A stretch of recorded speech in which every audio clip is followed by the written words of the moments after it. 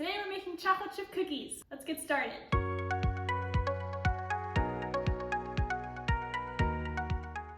first thing you want to do is preheat your oven before you start making cookies, so that way it will be ready by the time your cookies are ready to bake.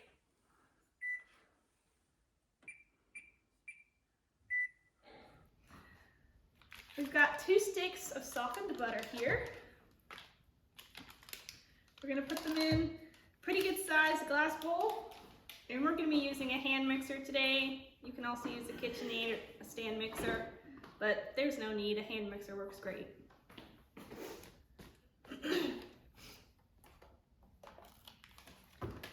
So while she's getting the mixer set up, I'm going to go ahead and add 1 cup of brown sugar and a 1/2 cup of granulated white sugar to the bowl. Now when you measure brown sugar, you always want to pack it in. So you can get a spoon, or I just use whatever's lying around me to pack it in. I can usually use another measuring cup, honestly. And then we just scrape it off the top, add to the bowl.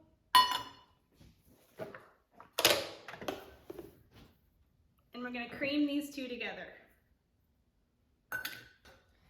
And you want to mix it until it's even, and then you want to mix it on a higher speed until it's whipped, and it's going to look lighter in color and fluffier too. Yeah, that's called creaming the butter and sugars together. Yeah.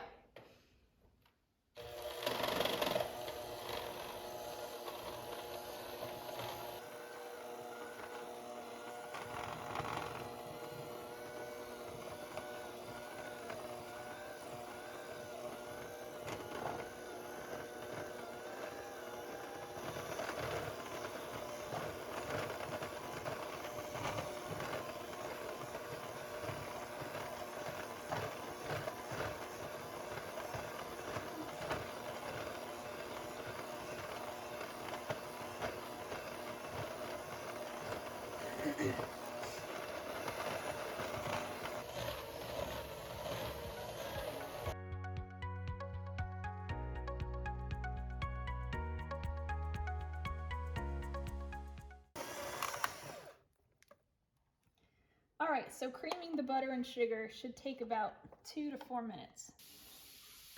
At this point, we're going to add 1 whole egg and a teaspoon of vanilla.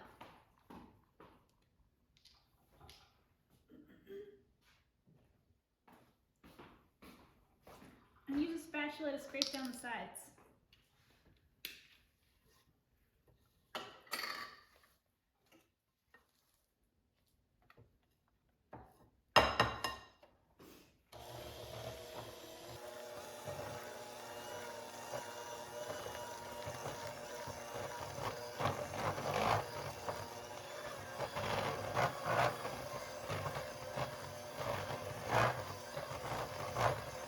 Now we're going to add a 1/2 teaspoon of salt and 1 teaspoon of baking soda.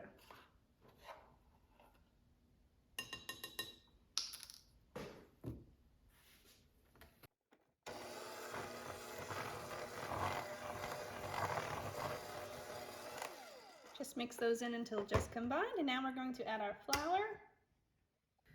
Now to measure flour, it does make a difference how you measure it. The most accurate way to measure it is with the scale, but we're going to just use the simpler method of fluffing it up with a fork so that it doesn't get packed into the measuring cup when you scoop it. Adding 2.5 cups. I didn't have a scale until this past Christmas. I just got it like a week or 2 ago, and I've been making cookies my whole life and they've always turned out fine. So you don't have to have a scale to measure flour, it's just the most accurate way to do so.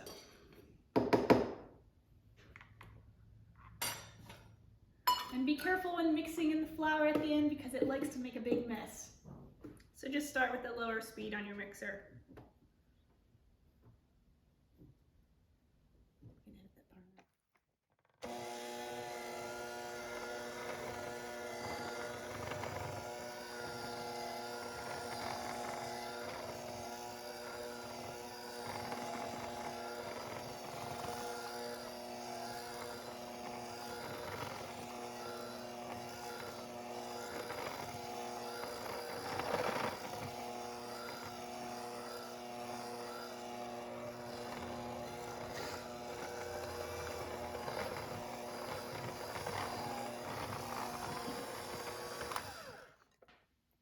like to stop mixing the dough just before it's fully combined and add my chocolate chips in. And we're going to use a spatula to do that because the dough will be quite thick at this point and it's much easier to use a spatula.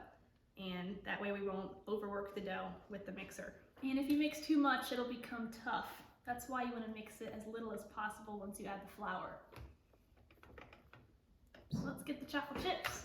Where are they? Where are the chocolate chips? Okay, so Ooh, we have let's add some Hershey bars. the recipe calls for 2 cups of chocolate chips, so we're going to go ahead and add ours in.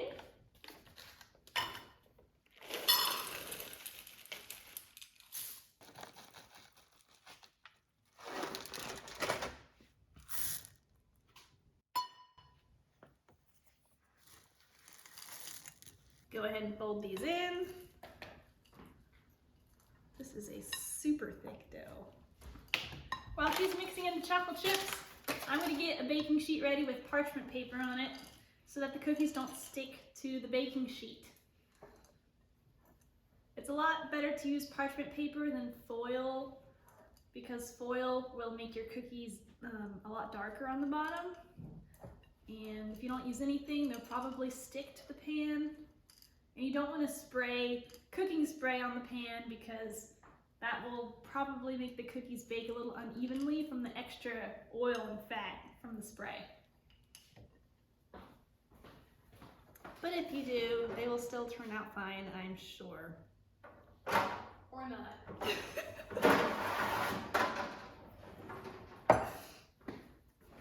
Where's your parchment paper? Oh, I don't think I have. Are you? You don't have any parchment paper? Hey! Woo! That was a close one. That was straight from the Lord. All right, the Lord has provided us one more sheet of parchment paper.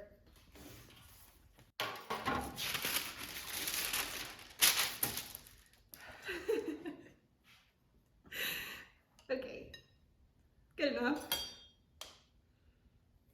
This is what your cookie dough looks like when it's all ready to scoop. It should be pretty thick. And so we're just gonna grab our cookie scoop and put 12 on a sheet.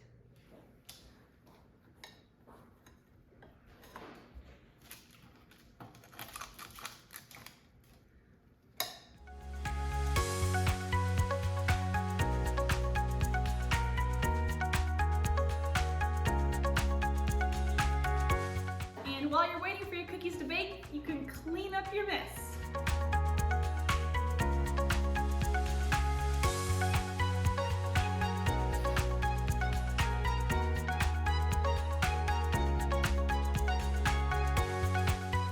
We're gonna scoop the rest of the cookies onto this baking sheet and then stick them in the fridge to bake later because it's a lot easier to scoop cookie dough when it's still soft and put it in the fridge than just put the whole bowl in the fridge and then try and scoop it later when it's hard. All right, I'm gonna put the cookies in for about 10 minutes. I'm going to rotate the pan halfway through baking. That ensures the most consistent cooking or baking. And you want to take the cookies out when they're golden brown on the edges. They might not look done in the middle. That's okay. That's one of the biggest misconceptions of cookies is that they don't have to look all the way done baking when you take them out because they will continue to bake on the pan after you take them out of the oven. And so, especially if you want them to be soft in the middle, they just need to be golden brown on the edges and then they're good to take out.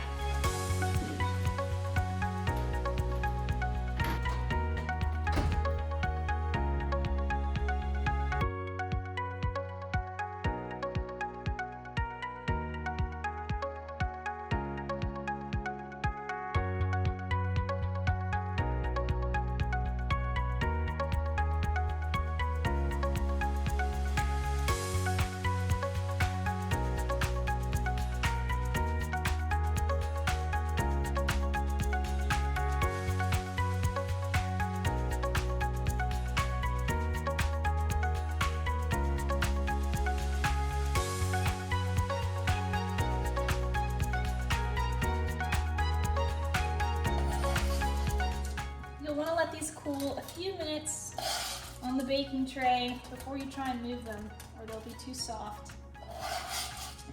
You can also let them cool on the baking tray the whole time. It'll just take a lot longer. Or you can just eat them warm.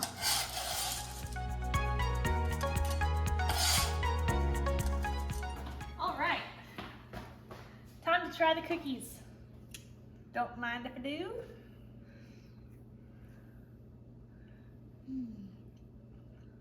I'd eat that. I'd definitely eat that. Nice and soft and gooey.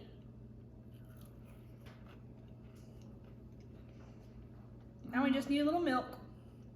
Cheers.